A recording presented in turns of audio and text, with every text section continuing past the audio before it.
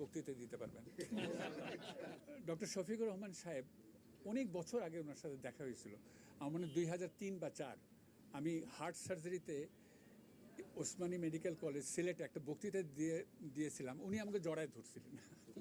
এটা উনার মনে আছে যে আমি আপনার সাথে অডিটোরিয়ামে দেখা হয়েছিল। তখন ফরেন অর্থমন্ত্রী ছিলেন সাইফুর রহমান। তো যাই হোক, অনেক লম্বা গল্প, অনেক ফিনান্স মিনিস্টার, এবং তারপরে বহু অকেশনে দেখা হয়েছে। হঠাৎ করে শুনলাম যে টেলিভিশনে যে উনি বক্তৃতা দিতে গিয়ে পড়ে গিয়েছিলেন। তো তখনই আমার পাশে যে ছিল, আমি বলছি ইসিজি করা উচিত। তো কেউ যিনি ব্লাড প্রেশার দেখতেছিলেন, সব দেওয়ার টেকিং কেয়ার।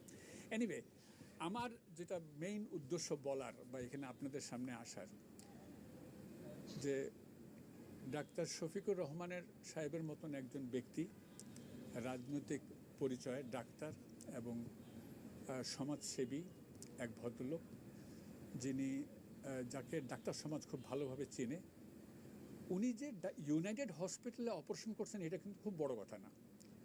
উনি যে ডাক্তার জাহাঙ্গীরের কাছে অপারেশন করছে এটাও কিন্তু তেমন বড় কথা না। সবচেয়ে বড় কথা যে উনি বাংলাদেশে অপারেশন করছেন, that is the main thing. এই কনফিডেন্সটা উনি আমাদের উপরে পেয়েছেন, এইটা হলো সবচেয়ে বড় জিনিস। যে উনি চিন্তা করছেন যে আমি বাংলাদেশের ডাক্তারের কাছে করব। দেখবেন যে অনেক বড় বড় লোক, আমাদের পার্শ্ববর্তী প্রেসিডেন্ট এসেছেন, দেশেই অপারেশন করে, এবং দেশে অপারেশন করাতে কি হয়, বাংলাদেশের মানুষের ভিতরে বা সেই দেশের মানুষের ভিতরে জাগ্রত সৃষ্টি হয়, এবং এইটা ডাক্তার সমাজকে অনেক প্রভাবিত করে, অনেক ইন্ডু করে। এই জিনিসটা ডক্টর শফিকুর রহমান করছেন। তো ওই দিন এনজিওগ্রাম করার পরে মমিনুজ্জামান আমাকে ফোন করলেন, এবং উনি ফোন করে আমার সাথে বললেন যে আপনাকে একটু দেখতে হবে। তো ডক্টর মমিনুজ্জামান আমরা প্রায় একসাথে 34-35 বছর কাজ করি। তা হার্ট সার্জারিতে, heart cardiology sector, cardiac surgery sector, we know our territory, কোন রুগীটা ওনার, কোন রুগীটা আমার। সেজন্য আমাদের কার্ডিওলজি, আমাদের 4-5 জন কার্ডিয়াক সার্জন কনসালটেন্ট, ওদের 4-5 জন আমাদের এই হসপিটালের এই সুনির্দিষ্ট যে কোন রুগী কীরকম চিকিৎসা পাওয়া যায়, এটা কিন্তু খুব বড় কথা।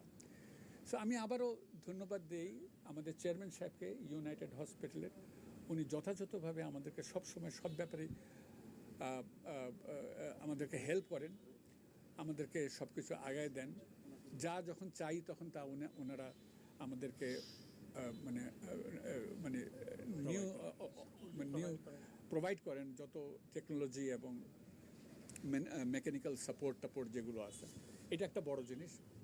তবে সর্বোপরি আমি মনে করি যে, আমি বিশ্বাস করি যে এই কনফিডেন্সটা যদি বাংলাদেশে আমরা ডাক্তারদের তরফ থেকে জনগণকে দিতে পারি, কথাটা যেটা অনেক আগেই বলি, আমি সবসময় এখনও বলি একই কথা, যে বাংলাদেশের মানুষ বাংলাদেশের ডাক্তারকে দিয়ে একটা রিজনেবল প্রাইসে, রিজনেবল পাশে সুষ্ঠু চিকিৎসা হোক, এবং at the end of the day ওরা যেন মনে করে, ওরা যেন তাদের নাগরিকত্ব নিয়ে গর্ববোধ করে, ওরা যেন বাংলাদেশে আমরা নাগরিক এইটা নিয়ে তারা গর্ববোধ করে যে আমরা নাগরিক, আমরা একটা অল্প পয়সায় বা সুনির্দিষ্ট পয়সায় একটা সুষ্ঠু চিকিৎসায় আমরা সেরে উঠছি।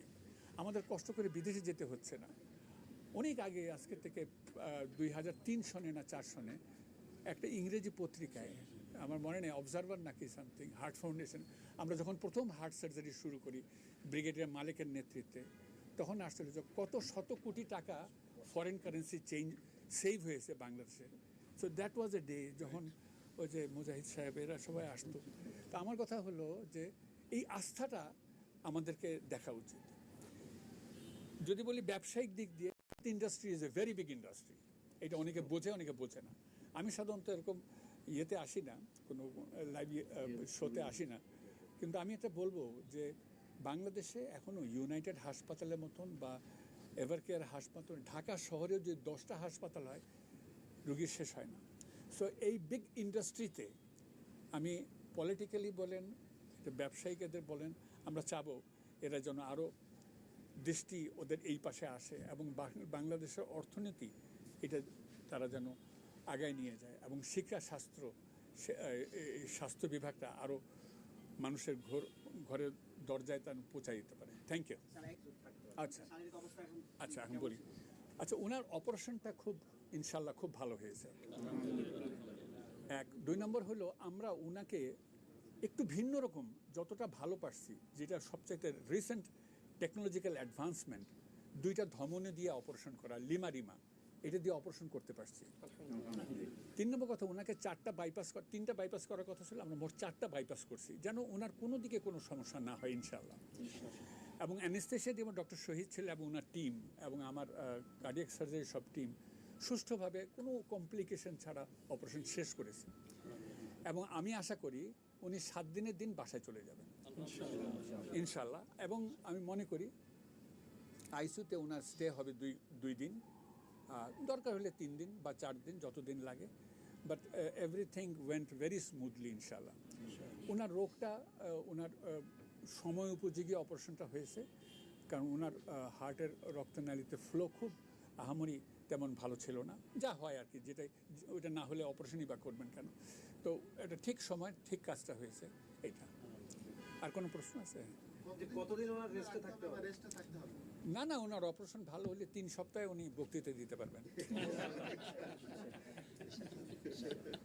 বক্তৃতা প্রধান কাজ একটা, এবং উনি ভালো বক্তৃতা এবং ভালো সেবা কাজ করতে পারলে আমারও তো ভালো লাগবে।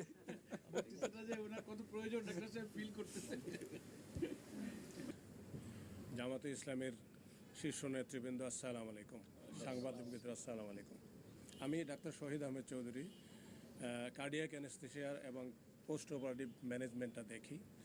এটা আমি ডক্টর জাহাঙ্গীর কবির, আমরা প্রায় 20-22 বছর ধরে একসাথে আছি।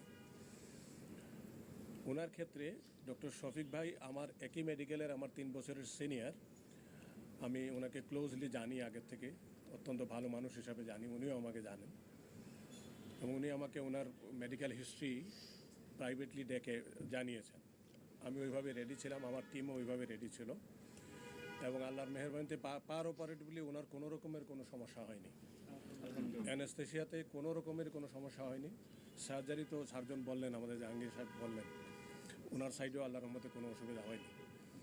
কিন্তু that does not give you the guarantee যে পোস্ট অপারেটিভ কোর্স একই রকম যাবে। বাট আমরা এক্সপেক্ট করতে পারি, যেটা জাহাঙ্গীর ভাই বললেন, যে 90-95% এক্সপেক্ট করতে পারি ইনশাআল্লাহ ওনার পোস্ট অপারেটিভ কোর্স ভালো যাবে ইনশাআল্লাহ। এবং সেইভাবে যদি যায় তাহলে আগামী 2 ম্যাক্সিমাম 3 দিন আইসিইউতে আমরা রাখবো, আমার আইসিইউতে, কার্ডিয়াক আইসিইউতে। তারপরে ওনাকে আমরা কেবিনে শিফট করে ফেলতে পারবো ইনশাআল্লাহ। ডিপেন্ডস অন ওনার এখনকার কোর্সটা কেমন যায়। আমরা আশা করতেছি ওনার কোর্সটা ভালো যাবে ইনশাআল্লাহ। আপনারা সবাই দোয়া করবেন, আমরাও সবাই দোয়া করি। আসসালামু আলাইকুম। জ্ঞান ফিরবে কয়েক ঘন্টার মধ্যে ইনশাআল্লাহ, আমরা আশা করছি কয়েক ঘন্টার মধ্যেই। কিন্তু আমরা ওনাকে ভেন্টিলেটর থেকে খুলবো না এখন। সালাম। আমাদের জন্য আজকে এটা একটা বিশেষ দিন এবং ম্যাটার অফ প্রাইড, খুবই আমাদের একটা গর্বের দিন যে বাংলাদেশের একজন শীর্ষস্থানীয় নেতা উনি যে চুজ করছেন বাংলাদেশে একটা অপারেশন করে সবাইকে দেখিয়ে দেবেন, এবং দ্য ট্রাস্ট উনি যেটা দিয়েছেন doctor Jahangir Kabir and his টিমকে, সেটাই একটা আমাদের ইউনাইটেড হসপিটালের জন্য একটা গর্বের বিষয়। অ্যান্ড এটা আমি বলতে পারি, ডক্টর জাহাঙ্গীরের সঙ্গে আমার প্রায় 20 বছর ধরে পরিচয়।